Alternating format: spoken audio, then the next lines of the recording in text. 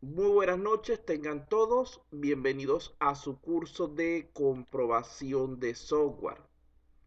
En el día de hoy vamos a estar continuando con lo que es la unidad número 3, la cual se denomina las pruebas de software por etapa y la importancia de las herramientas case de prueba.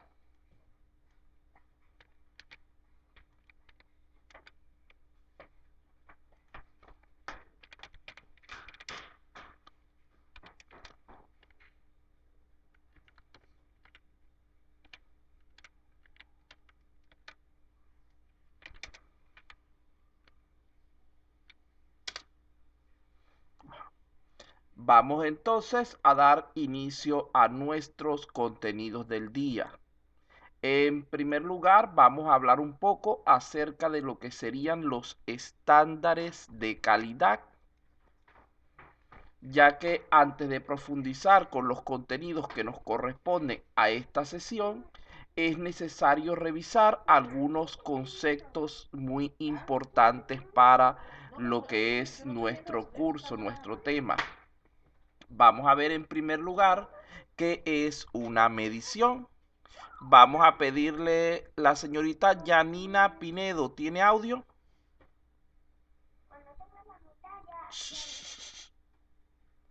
La señorita Yanina Pinedo tendrá audio. No. Bueno, el señor Vilches Falén. Voy a empezar de abajo hacia arriba esta vez. Sin audio. Bueno, el señor Torres Chumpizuca.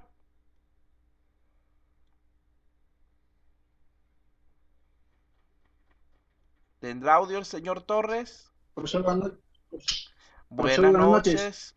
Por favor, si es tan amable, podría leer lo que está en pantalla.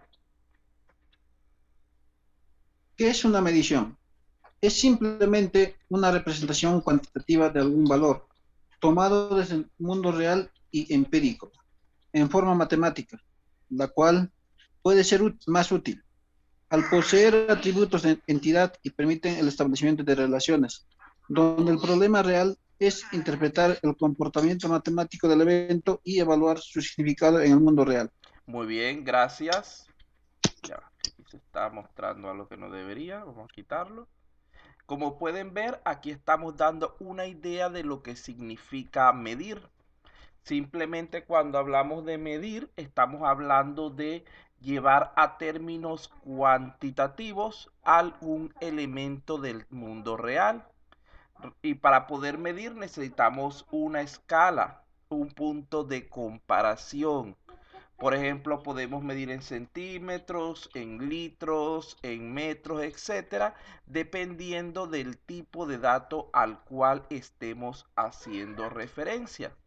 A final de cuentas, lo que realmente importa acerca de una medición es el uso que podamos darle ese significado dentro de lo que es el mundo real. En definitiva, las mediciones nos entregan una descripción numérica de los procesos, productos y recursos claves de nuestro sistema, permitiéndonos con ello entender mejor su comportamiento y prever posibles resultados futuros. Vamos a continuar.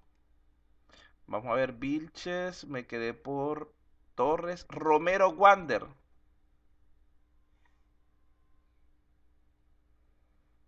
Romero Wander debe tener audio porque mejor la última vez que lo tenía nuevecito, que lo acaba de cambiar. No está pendiente Romero Wander de su clase. Vamos a ver por aquí. Román Gamarra. Buenas noches, profesor. Buenas noches. Por favor, sea tan amable, lea esta otra diapositiva. Mediciones en el software. ¿Por qué medir? Medimos para mejorar. Los procesos en el- los progresos en el proceso de desarrollo de software y en sistemas de calidad no pueden ser evaluadas sin un esfuerzo efectivo de medición. Cada organización debe mejorar sus procesos debido a que existe un evidente beneficio para ellas. relacionando con la construcción de un mejor software. Muy bien, gracias. Entonces vean que cuando estamos haciendo referencia a mediciones en lo que es el software, estamos hablando de esa necesidad de poder evaluar las características del mismo, lo cual es imposible sin un proceso adecuado de medición. Y como ya sabemos, si nosotros tenemos un mayor nivel de calidad, vamos a beneficiar a la empresa con una mejor aplicación. Y solamente se puede lograr esta calidad a través de lo que sería el uso de mediciones y evaluaciones. Vamos a ver aquí algunas necesidades de medición. Nosotros necesitamos medir en primer lugar para mejorar lo que es la calidad y la productividad del negocio o del sistema, dependiendo de en qué ámbito lo estemos viendo. En segundo lugar, las mediciones nos brindan una mayor precisión en lo que es la planificación y la estimación de proyectos, muy especialmente también los relacionados con software. ¿Por qué? Porque al medir adecuadamente podemos predecir, podemos aproximar lo que va a suceder en un futuro en base a ciertas tendencias, a ciertos parámetros que podemos ir fijando en el camino.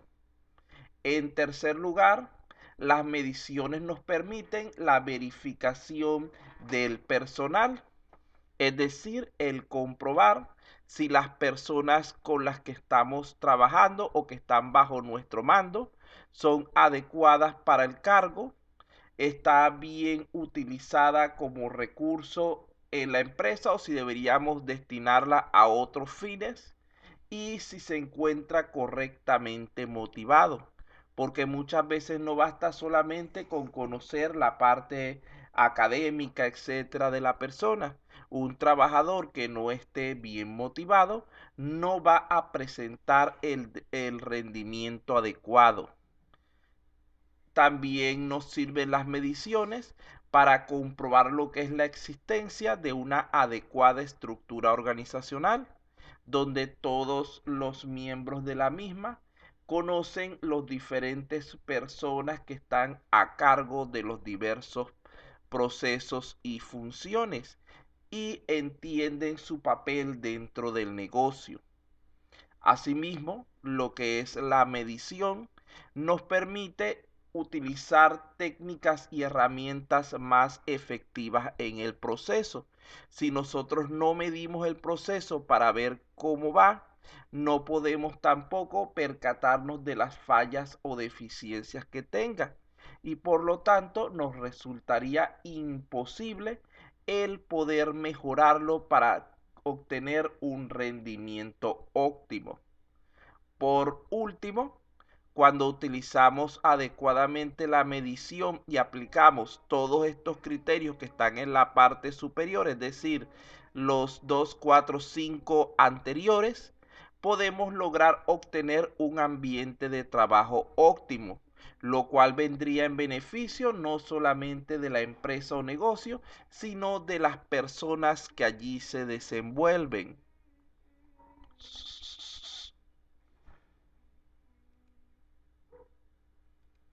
Continuamos entonces.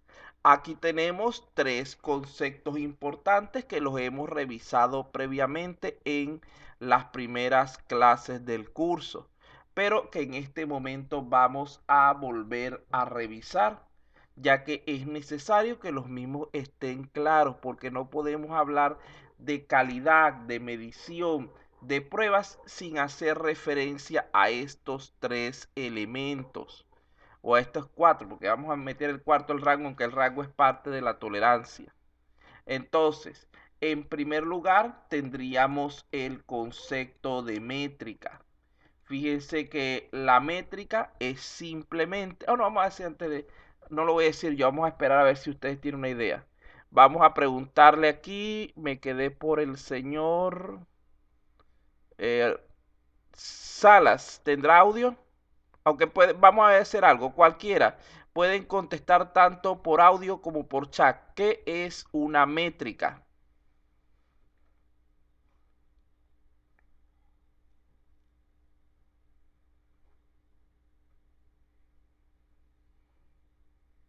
¿Alguien que se acuerde de eso? Lo hablamos en las primeras clases. Por eso es que hay que estar recordándolo acá rato. Podría usarse para medir la facilidad de las pruebas en la mayoría de los... Va con la idea, pero todavía le falta un poquito más. Por aquí dicen es la medida que se da, pero ok. Vean que vamos a llevar esta a términos sencillos. La métrica no es otra cosa sino un valor de referencia. Es un valor ideal que utilizamos para lo que es el control del sistema. Por ello es considerada como una constante. Vamos a imaginar, no el valor que tomamos, sino el valor de referencia.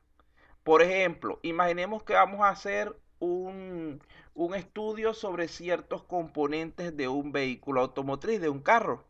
Y resulta ser que nuestra métrica es que en ese caso la batería o el alternador, vamos a poner alternador que es un componente más, que el alternador debería enviar una cantidad de 12 voltios a la batería.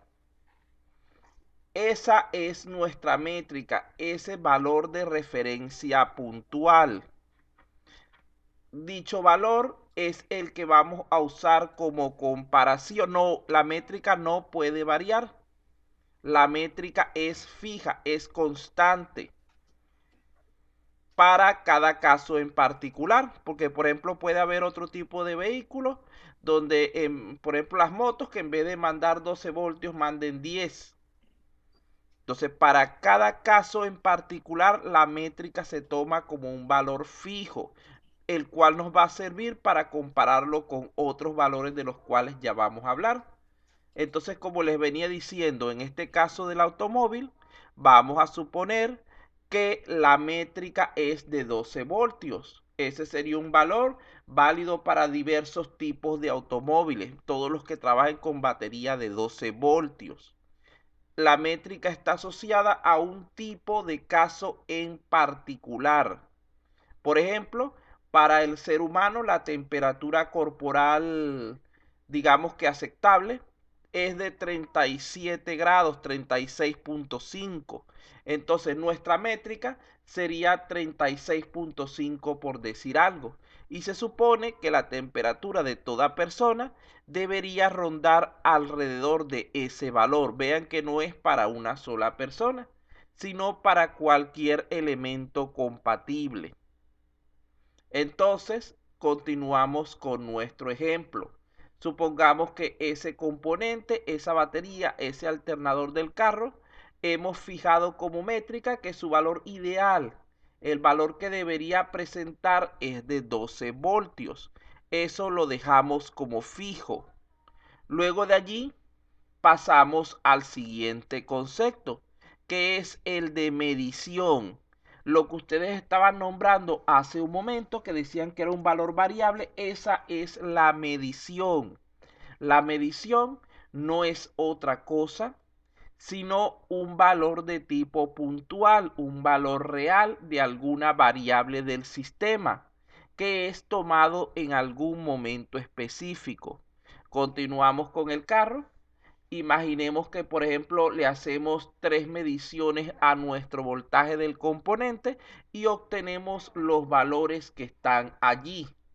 Si solamente trabajamos en base a métrica y medición, ¿cuál de esos valores sería correcto? ¿Cuál de esos valores sería aceptable? Vea la pregunta porque es una pregunta tipo examen. Si solamente nos basamos en métrica y medición sin ningún otro criterio, tal como dice la señorita Yanina Pinedo, ninguno de esos valores es aceptable, porque se supone que necesitaríamos tener un valor que fuera exactamente igual a la métrica que hemos planteado. Pero como ustedes saben, en el mundo real Esto no es siempre posible, ya que existen diversas condiciones del entorno, etcétera, que pueden alterar el valor del componente, el valor que estamos midiendo en el momento en el que lo hacemos. Por ello, es importante, además de basarnos en métricas y mediciones, que exista una tolerancia. La tolerancia, en términos sencillos, es el nivel de variación permisible en los valores medibles del sistema. Vamos a suponer en este caso que establecemos una tolerancia de 0.5 voltios por encima o por debajo. Fíjense que ya allí cambia bastante la situación. Si volvemos a pensar en el mismo caso que estamos planteando, ¿cuáles de los valores medidos serían válidos?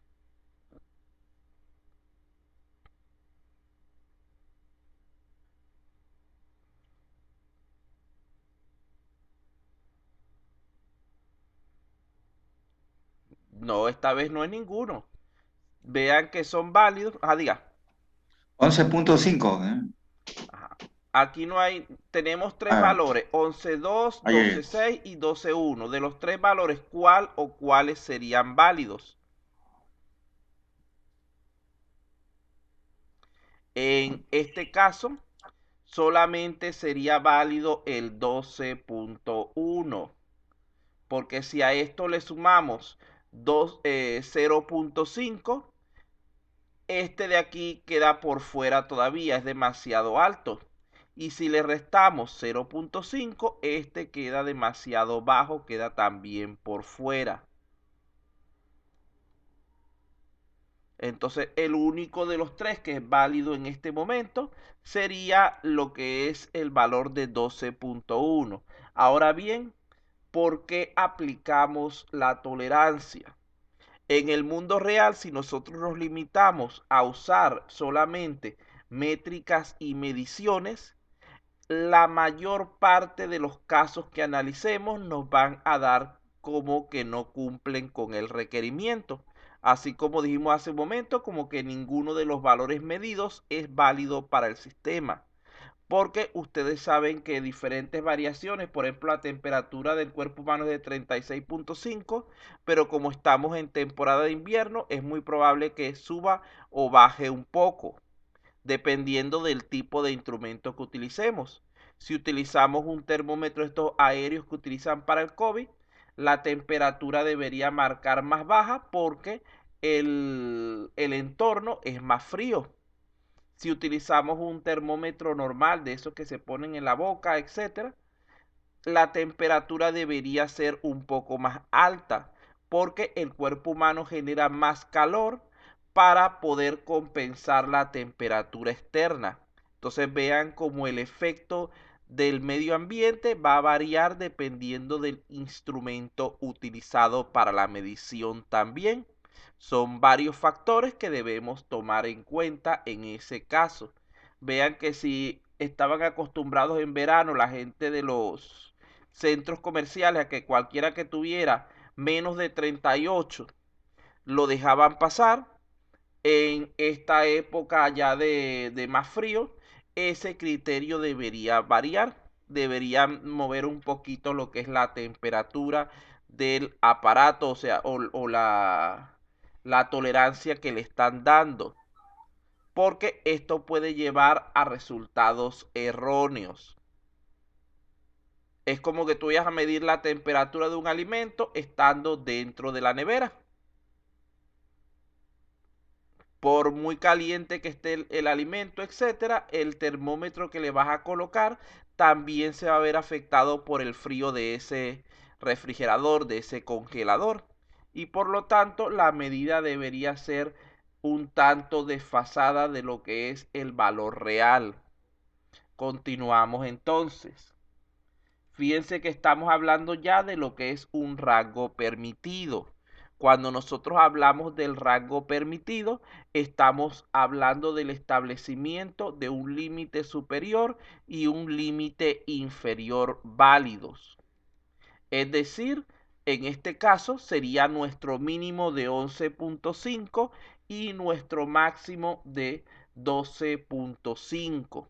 Eso es a lo que estamos refiriéndonos cuando hablamos de lo que es el rango permitido o rango de tolerancia. Después de esto, nos tocaría hablar de lo que es el concepto de fiabilidad. Fiabilidad no es otra cosa, sino el nivel de éxito con el que el sistema se ajusta a las especificaciones particulares establecidas para su funcionamiento, es decir, que cumple con sus requerimientos. También podemos ver la fiabilidad como la capacidad de mantenerse funcionando el sistema durante lo que es un periodo prolongado de tiempo. Entonces, allí tenemos una idea de lo que significaría la fiabilidad. En primer lugar, que él cumpla con las especificaciones que se le impusieron al principio. Y en segundo lugar, que se mantenga su funcionamiento en el tiempo. Recuerden que de nada nos sirve un sistema que cumpla con todos los requerimientos, las funciones que le fueron planteadas en la parte teórica, si cada 5 minutos se está colgando, se está cayendo y tenemos que reiniciarlo. Entonces, eso es algo que debemos tomar en cuenta respecto a lo que es la fiabilidad. Finalmente, para lo que está aquí en esta página, tenemos que hacer referencia a lo que es la tolerancia a fallos. Esta no es otra cosa sino la capacidad que tiene el sistema para seguir funcionando después de que se ha producido algún tipo de falla, es decir, su capacidad para recuperarse ante un problema que se presente. Vamos por aquí, el señor Díaz Ventosilla, que tiene rato por ahí abriendo el micrófono voluntariamente. Buenas noches, profesor. Buenas noches. Nivel de tolerancia a fallos. Las técnicas de tolerancia a fallos se basan en la adición al sistema de elementos que permitan su recuperación. Ejemplo, los manejadores de errores y los respaldos, los cuales se consideran como redundantes, ya que su uso solo es necesario en caso del mal funcionamiento del sistema, es decir, en presencia de una falla. Entonces, muchas gracias. Entonces, como pueden ver, en términos sencillos, cuando hablamos del nivel de tolerancia, estamos hablando de esa capacidad que tiene el sistema para continuar funcionando después de una falla. ¿Y cómo logramos esto?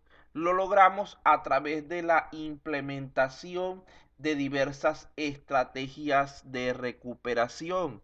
Los más comunes serían los manejadores de errores, que son esas rutinas internas del código que permiten solucionar muchos de los problemas más habituales que pueda presentar el software. Otro tipo habitual de modos de conseguir la tolerancia a fallos, especialmente para lo que son las bases de datos, serían los respaldos o backup. Vamos aquí. Aquí tenemos otra herramienta que nos puede servir para lo que es la parte de tolerancia a fallos. Lo que ven aquí en pantalla es un dispositivo llamado Failover. ¿Qué es lo que hace este dispositivo? Este es un concepto bastante interesante para nuestro tema, ya que nos va a permitir implementar lo que es la alta disponibilidad. Es un dispositivo de hardware que funciona de la siguiente manera. En primer lugar, mientras que el sistema funciona normalmente, vamos a decir que el que está del lado izquierdo, el primario, es nuestro sistema principal con el que siempre trabajamos. Y el que está del lado izquierdo, el secundario, es nuestro sistema auxiliar o de respaldo. ¿Qué sucede? Mientras que todo trabaje bien en el sistema, este primario es el que se va a encargar de todo el funcionamiento, de atender todas las solicitudes. Mientras que este secundario se encuentra en reposo, en stand-by, modo de espera, simplemente recibiendo lo que serían las copias de tipo espejo de los diversos cambios que se produzcan en el sistema en base a sus transacciones, pero no realizando ningún tipo de operación en sí. Luego de allí, en el momento que se presente una falla en el sistema principal, aquí se nos descompuso el sistema de apoyo, el sistema secundario, se levanta y comienza a trabajar, a suplir a ese elemento con el que trabajamos habitualmente. ¿Para qué? Para garantizar esa continuidad del sistema. Luego de allí, una vez que el sistema vuelve a su estado normal, es decir, que es reparado el problema, el de apoyo vuelve nuevamente al modo de reposo. Esa es la forma en la que trabaja un failover. Lo que hace es detectar si aquí hay señal, esta queda cortada, no se utiliza. Pero en el momento que la señal de este lado se corta, automáticamente esta de aquí se activa para tomar el control.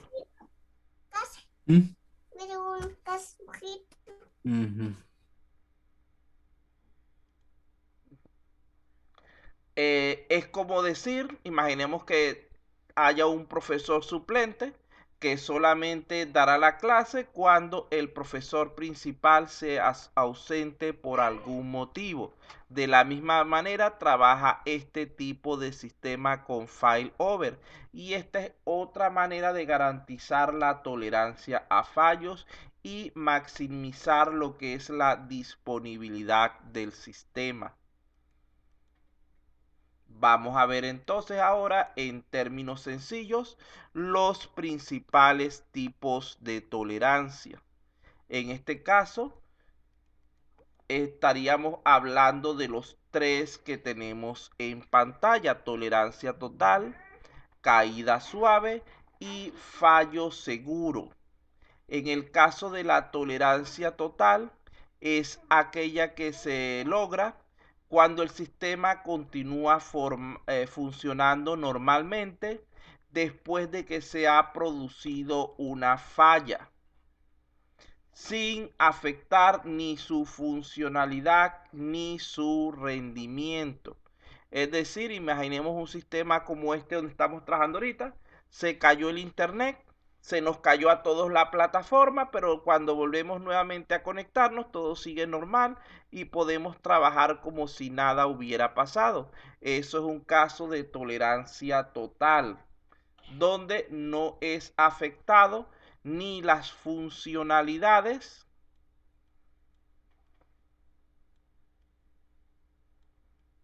ni el rendimiento.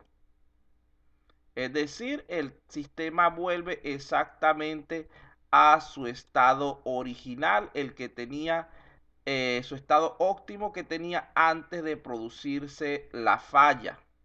Entonces no se afecta ni este ni este. Luego de ello, tenemos entonces lo que sería la caída suave. En este caso, estamos hablando de sistemas que una vez que ya ha cesado la falla, continúa funcionando, pero con ciertos aspectos, bien sea de funcionalidad, de rendimiento o ambos, que resultan deteriorados. Es decir, es una recuperación de tipo parcial.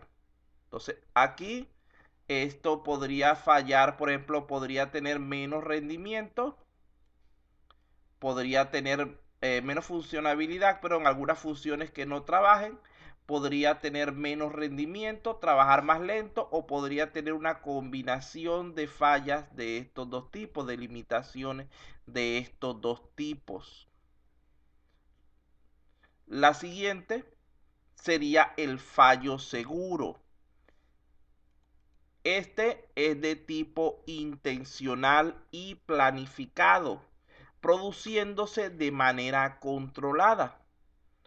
Generalmente es el que se utiliza en las paradas de mantenimiento, donde nosotros establecemos un momento en el cual vamos a detener por lo menos una parte del sistema para hacerle algún arreglo o reparación, alguna actualización, sin necesidad muchas veces de detener todo el sistema, sino solamente los módulos que queremos afectar.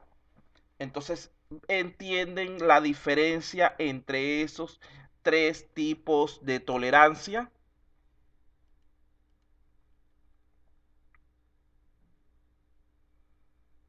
Entonces, aquí, diga señor Gastro, vamos a aprovechar que digo un alumno, más bien me decirlo yo. Sí, sí, es que lo que pasa es que hay una diferencia en la que usted marca el tipo de trabajo que va a realizar cada falla, ¿no? Por ejemplo, cuando se cae, cuando se recupera y el otro cuando es intencional, ¿no? Vea lo siguiente, aquí en este caso se produce la falla y el sistema vuelve a trabajar tal como está al principio, sin ningún tipo de pérdida de rendimiento, de pérdida de funcionabilidad. Aquí se produce la falla y el sistema trabaja pero con ciertas limitaciones. Y en el tercero, la falla no es de tipo accidental, sino que es de tipo intencional, una parada para mejorar el sistema. Por lo tanto, es algo planificado y controlado. Estas dos no son de tipo planificado, sino que ocurren en cualquier momento. Son de tipo accidental, no intencional. Esta es intencional. Bueno, una vez aclarados estos conceptos, debemos estar conscientes de que las diferentes mediciones, especificaciones del sistema deben ser medibles y estar relacionadas con algún valor específico de referencia, es decir, con una métrica, a fin de poder realizar lo que es su correcto seguimiento y control a través de algún tipo de prueba que podamos nosotros implementar. De allí podemos decir que la métrica nos indica en qué manera el proceso de control de calidad del producto va a medir lo que es el trabajo o el producto que estamos estudiando. Si nuestra métrica es en base a metros, a distancia, las mediciones que tomemos deberían ser de distancia, porque deben ser siempre compatibles, deben ser siempre adecuadas a lo que estamos estudiando.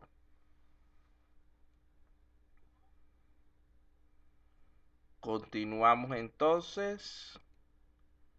Aquí está. Vamos a hacer algo. 2 minuticos de descanso, ya regreso, espérenme por allí.